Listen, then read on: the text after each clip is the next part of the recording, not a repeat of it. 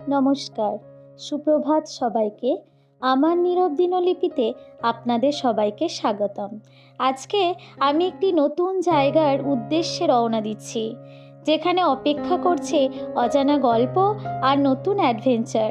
সেই গল্পই আমি আপনাদের শোনাতে চলেছি আমার নীরব দিনলিপির মাধ্যমে। পর স্টেশনের উদ্দেশ্যে শহরের মায়াবী আলোয়, রাত্রের ট্রেন, নতুন গল্পের খোঁজে, ট্রেনের হুইসেল ও রাতের নীরবতার মধ্য দিয়ে আমার অ্যাডভেঞ্চার শুরু।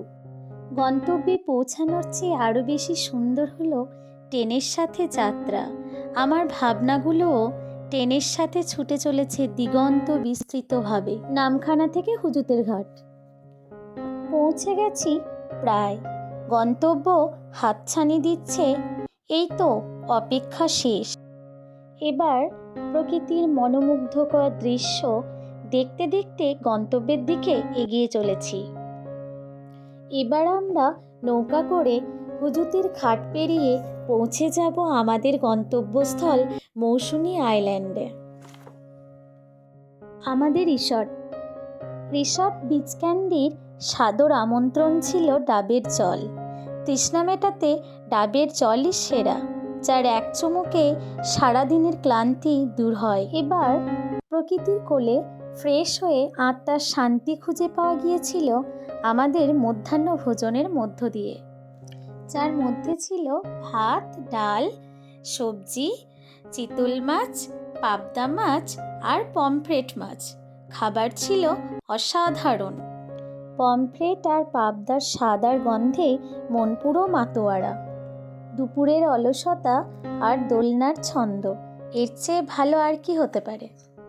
নীল জলরাশিতে হারিয়ে যাওয়া আমি, এ যেন এক চিরন্তন সৌন্দর্য।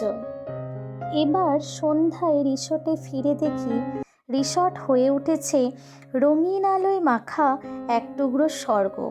রাতের আবেশে রঙিন আলোর মায়া, আলোর খেলায় মুগ্ধ প্রহর আমাদের মনকে আনন্দঘন করে তুলেছিল। রিসর্টের আলোয় ঝলমলে রাত, রঙিন আলোয় মিশে গেছিল সব ক্লান্তি আর প্রকৃতির মাঝে খুঁজে পাওয়া এক প্রশান্তি। মনের মধ্যে তখন এক আনন্দের আবেশ তৈরি করেছিল, যা ছিল অত্যন্ত আনন্দের। প্রকৃতির কোলে বারবিকিউর স্বাদ অসাধারণ। এবার আমরা দেখব আলো আঁধারি পরিবেশে ক্যাম্পফায়ারের উষ্ণতা মনে তৈরি করে হাজার স্মৃতি। দুই বোনের খুনসুটি যেমনই হোক, ভালোবাসাটা চিরন্তন। চারপাশে নিস্তব্ধতার মধ্য দিয়ে আমি যখন সমুদ্রের সাথে কথা বলি, আমার ভালোবাসায় যখন তাকে আপন করে নিই। এরপর মৌসুমী দ্বীপের প্রকৃতির মাঝে।